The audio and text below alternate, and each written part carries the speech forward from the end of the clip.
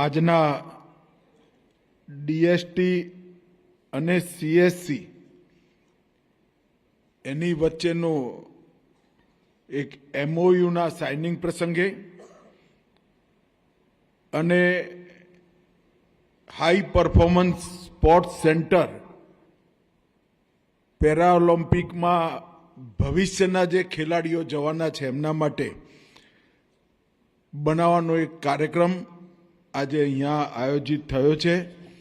એ કાર્યક્રમમાં હું રાજ્યના મુખ્યમંત્રી શ્રીમાન ભૂપેન્દ્રભાઈ પટેલ, શ્રી હર્ષભાઈ સંઘવી, ગૃહમંત્રી, યુવા અને રમતગમત બાબતના મંત્રી, ગાંધીનગરના મેયર મીરાબેન પટેલ, સંસદ સદસ્ય મયંકભાઈ નાયક, ધારાસભ્ય શ્રીમતી રીટાબેન પટેલ, શ્રી જયંતિભાઈ પટેલ, લક્ષ્મણજી ઠાકોર, બલરાજ ચૌહાણ, શ્રીમતી શિલ્પાબેન પટેલ અને આજના કાર્યક્રમમાં ઉપસ્થિત ખૂબ મોટી સંખ્યામાં મારા પ્રિય યુવા ખેલાડીઓ, ભાઈઓ, બહેનો, આપ સૌને રામ રામ, નમસ્કાર।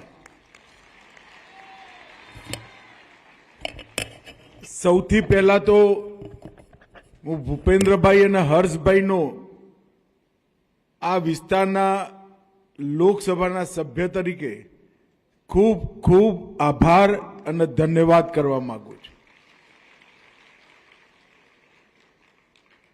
આજે બે સુવિધાઓ ગાંધીનગર ક્ષેત્ર માટે, ગાંધીનગર વિધાનસભાના નાગરિકો માટે અને ગાંધીનગરમાં દેશભરના દિવ્યાંગ ખેલાડીઓ માટે અહીંયા શરૂ કરવામાં આવી છે। હું જ્યારથી સંસદ સભ્ય બન્યો ત્યારથી ભૂપેન્દ્રભાઈ જોડે આપણા મત વિસ્તારની જેટલી દરખાસ્તો મોકલું એ ભૂપેન્દ્રભાઈ તરત જ મંજૂર કરી નાખે અને આજે બે મોટા કામો આપણા મત વિસ્તારની અંદર શરૂ થવા જઈ રહ્યા છે। ગાંધીનગરમાં નાગરિક કેન્દ્રિત સેવાઓની શરૂઆત થશે અને ગાંધીનગરને જ સેન્ટર બનાવી રાજ્ય અને દેશના દિવ્યાંગ યુવાઓ માટે એક હાઈ પરફોર્મન્સ સ્પોર્ટ્સ સેન્ટરની શરૂઆત થશે। મિત્રો, નરેન્દ્રભાઈના નેતૃત્વમાં વિકાસનું એક પણ પહેલું, એક પણ આયામ છૂટી ન જાય એની ચિંતા નરેન્દ્રભાઈએ કરી। નવી શિક્ષા નીતિ લાવી, ભારતના વિદ્યાર્થી માટે ગ્લોબલ કોર્સિસની શરૂઆત કરવાની હોય, ભારતની અંદર સ્ટાર્ટઅપ શરૂ કરી, સ્ટાર્ટઅપનું અભિયાન શરૂ કરી દુનિયાભરમાં સૌથી વધુ સ્ટાર્ટઅપ ધરાવનારા દેશોમાં ત્રીજા ક્રમે આવવાનું હોય, ભારતના અર્થતંત્રને વિશ્વમાં 5મા નંબરે લઈ જવાનું હોય કે ભારતની અંદર કૃષિ વિકાસના ફરી એકવાર નવા જોમ સાથે શ્રી ગણેશ કરવાના હોય, દરેક ક્ષેત્રની અંદર નરેન્દ્રભાઈના નેતૃત્વમાં 10 વર્ષની અંદર આ દેશે નવા વિક્રમો ઘડ્યા છે। પરંતુ આ બધાની સાથે સાથે નાગરિક સુવિધાઓ માટે નાગરિકોને કોઈ તકલીફ ન પડે એની ચિંતા પણ નરેન્દ્રભાઈએ કરી અને આજે department of science and technology અને સીએસસીના ડિજિટલ સેવા પોર્ટલ એ બેનો એક સમાવેશ થયો। લગભગ કુલ મિલાકર રાજ્યની અને કેન્દ્રની ડીએસટી અને સીએસસી સાથેની 300 જેટલી સેવાઓ હવે તમારા ઘરની નજીક જ તમને સીએસસી સેન્ટર પરથી મળી જાય એ પ્રકારની વ્યવસ્થા આજથી શરૂ થાય। પહેલા ગ્રામીણ વિસ્તારમાં થઈ હતી, હવે શહેરી વિકાસ વિસ્તારમાંથી આધાર કાર્ડ, પેન કાર્ડ, રેલવે, બસ, વિમાન, એની ટિકિટ બુક કરવાની, હોટલનું બુકિંગ, પ્રોફેશનલ રજિસ્ટ્રેશન કરવાનું હોય, આવકનું પ્રમાણપત્ર લેવાનું હોય, જાતિનું પ્રમાણપત્ર લેવાનું હોય, રેશન કાર્ડ કરાવવાનું હોય, સ્કોલરશીપ એપ્લાય કરવાની હોય કે જન્મ મૃત્યુનું રજિસ્ટ્રેશન કરવાનું, કોઈ કામ માટે તમારા ઘરથી 2 કિલોમીટરથી આગળ જવું નહીં પડે અને તમારા સર્ટિફિકેટની વચ્ચે બીજું કોઈ નહીં આવે. હવે કટકીએ ગઈ અને વચેટિયાએ જતા રહ્યા, એવા પ્રકારની રાજની શરૂઆત. ગુજરાતની અંદર આ શરૂઆત ક્યારની થઈ હતી, પણ આજે આ બે સંસ્થાઓ વચ્ચે MOU થવાથી એક જ જગ્યાએ આ બંને સરકારોની સેવાઓ ઉપલબ્ધ થઈ જશે અને એનાથી નરેન્દ્રભાઈના ડિજિટલ ઇન્ડિયા મિશનને એક પ્રકારથી ખૂબ ગતિ મળવાની છે અને દેશમાં ડિજિટલ સર્વિસીસ ગ્રાસરૂટ લેવલ પર લઈ જવાનું કામ આજે થવાનું છે. મારે લાંબી વાત નથી કરવી. નરેન્દ્રભાઈના નેતૃત્વમાં ભારતની ડિજિટલ કનેક્ટિવિટી વધારવા માટે અનેક પ્રકારના કામો થાય. આખી દુનિયામાં સૌથી વધુ સ્પીડી 5G સેવાઓનું રોલઆઉટ જો કોઈ એક દેશની અંદર થયું હોય તો એ આપણા ભારતમાં થયું છે અને એક પ્રકારે ભારત નેટ દુનિયાનો સૌથી મોટો ગ્રામીણ બ્રોડબેન્ડ કનેક્ટિવિટીનો કાર્યક્રમ થયો. 2,14,000 ગ્રામ પંચાયતો આજ ભારત નેટના માધ્યમથી જોડાઈ અને બ્રોડબેન્ડ સર્વિસ ખાલી 99 રૂપિયા મહિને હવે ગ્રામીણ ક્ષેત્રમાં શરૂ થશે. 1 લાખથી વધુ વાઈફાઈના હોટસ્પોટ બનાયા અને 11,50,000થી વધારે fibre to the home connection આપવાનું કામ પૂરું થઈ ગયું અને આ બધી જ સેવાઓ ન કેવળ વધી, સસ્તી પણ થઈ. જ્યારે મોદી સાહેબ વડાપ્રધાન બન્યા ત્યારે 2014માં 1 GB ડેટાની કિંમત દેશમાં 270 રૂપિયા હતી. 1 GB ડેટા તમે ઉપયોગ કરો તો 270 રૂપિયા લાગતા હતા અને આજે યુવા મિત્રો 1 GB ડેટા તમે ઉપયોગ કરો તો 270ની જગ્યાએ 9 રૂપિયા લાગે છે, ખાલી 9 રૂપિયા. ભારતમાં મોબાઈલ બ્રોડબેન્ડની સ્પીડ 1.30 MBPS હતી, 1.30 MBPS. આજે સ્પીડથી મોબાઈલ કોકના હાથમાં પકડાઈએ તો પહેલામાં પહેલી કચરા પેટીમાં એ કચરા પેટીમાં નાખવાનું કામ કરે કે ગોળ ગોળ ફરે જ જાય છે, કશું આવતું જ નથી. એનું કારણ જે 1.30 MBPSની સ્પીડ 2014માંથી આજે 96 MBPSની સ્પીડથી તમારો મોબાઈલ આજે કામ કરે છે.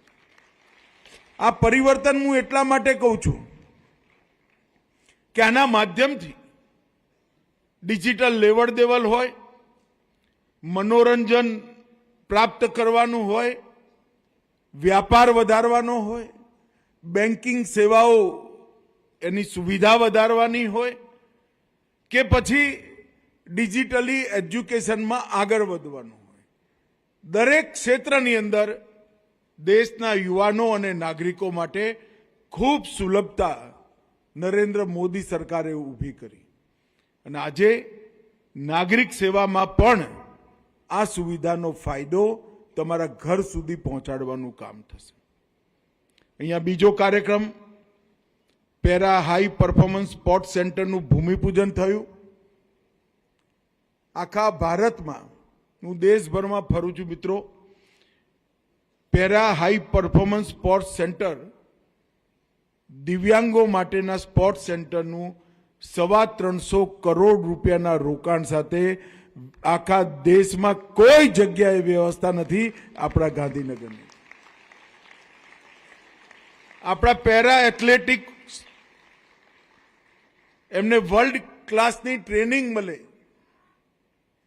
રાજ્યની સ્પર્ધાઓમાં, દેશની સ્પર્ધાઓમાં અને દુનિયા સાથે સ્પર્ધા કરવા માટે ઉત્તમમાં ઉત્તમ ઇન્ફ્રાસ્ટ્રક્ચર મળે, સારામાં સારા કોચ ઉપલબ્ધ થાય અને ભગવાને તમને જે શક્તિઓ આપી છે એને મંચ આપવા માટેની પૂરી વ્યવસ્થા આ હાઈ પરફોર્મન્સ સ્પોર્ટ્સ સેન્ટરની અંદર થવાની છે.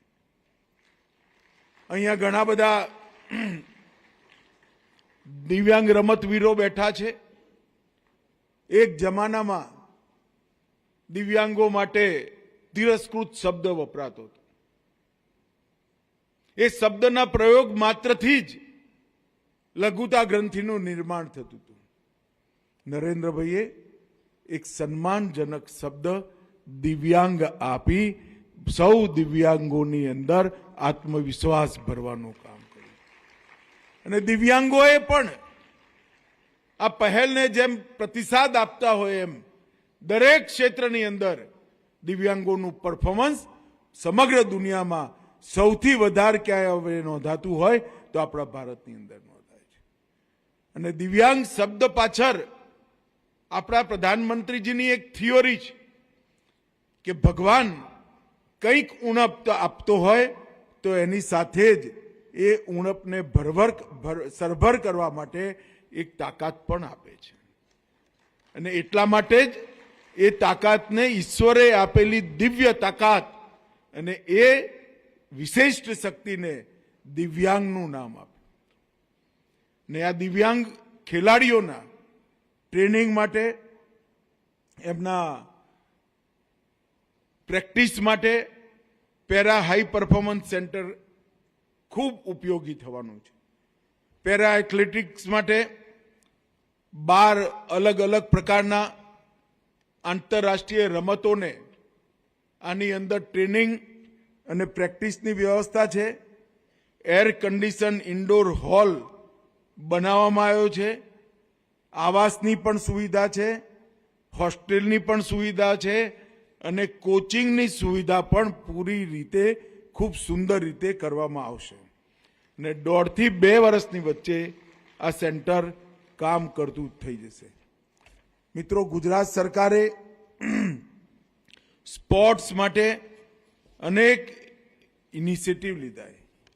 નરેન્દ્રભાઈ જ્યારે અહીંયા મુખ્યમંત્રી હતા ત્યારે ખેલે ગુજરાત અને હવે પ્રધાનમંત્રીજીના મૂળ મંત્ર સ્પોર્ટ્સ ફોર ઓલ એને સાકાર કરવા માટે ભૂપેન્દ્રભાઈની સરકાર પૂરી તરફથી પ્રતિબદ્ધ છે મિત્રો. અને આજે ગુજરાત દેશભરમાં સૌથી વધુ સ્પોર્ટ ઇન્ફ્રાસ્ટ્રક્ચર ધરાવતું રાજ્ય જોતામાં બની ગયું. અહીં મોટેરા વિશ્વનું સૌથી મોટું સ્ટેડિયમ નરેન્દ્ર મોદી સ્ટેડિયમ, એની બાજુમાં જ સરદાર પટેલ સ્પોર્ટ્સ સંકુલ બનાવવામાં આવે છે. આ સંકુલની અંદર 10 થી વધારે સ્ટેડિયમો બનશે. અને મિત્રો, ભારતનો સંકલ્પ છે કે 2036નો ઓલિમ્પિક આપણા મોટેરાના સ્ટેડિયમની બાજુમાં સરદાર પટેલ સ્પોર્ટ્સ સંકુલમાં રમાડવામાં આવશે.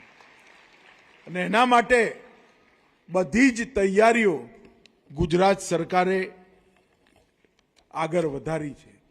ગુજરાતને સ્પોર્ટ્સની ક્ષેત્રમાં આગળ વધારવા માટે 2002માં નરેન્દ્રભાઈ જ્યારે મુખ્યમંત્રી બન્યા ત્યારે 2.5 કરોડ રૂપિયાનું વાર્ષિક બજેટ હતું. 2.5 કરોડ રૂપિયાનું.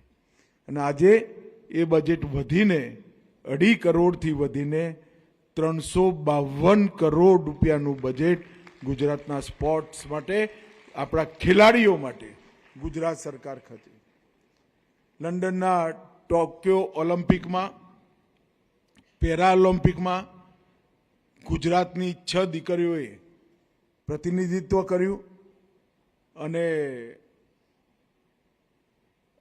આપણી જ ગુજરાતની દીકરી ભાવિના પટેલે પેરા ટેબલ ટેનિસમાં રજત પદક પણ જીતીને ગુજરાતભરના પેરા ખેલાડીઓ માટે એક આઈડિયલ, એક આદર્શ નિર્મિત કર્યો છે.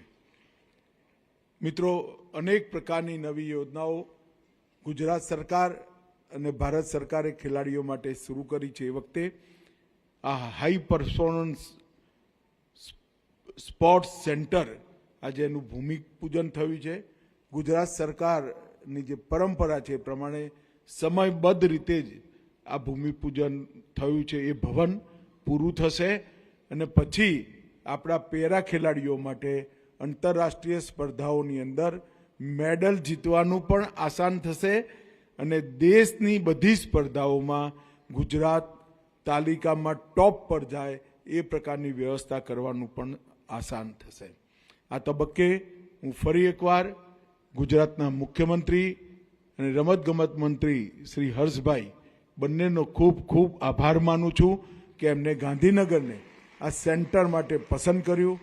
નારણપુરાનું સેન્ટર પણ આપણા જ મત વિસ્તારમાં છે અને સરદાર પટેલ સંકુલ અને મોટેરા સ્ટેડિયમ પણ આપણા જ મત વિસ્તારમાં છે.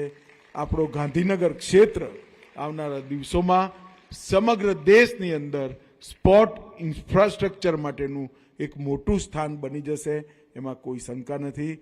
ફરી એકવાર ખૂબ ખૂબ ધન્યવાદ ગુજરાત સરકારનો અને બધા પેરા ખેલાડીઓને ખૂબ ખૂબ શુભકામનાઓ. નમસ્કાર.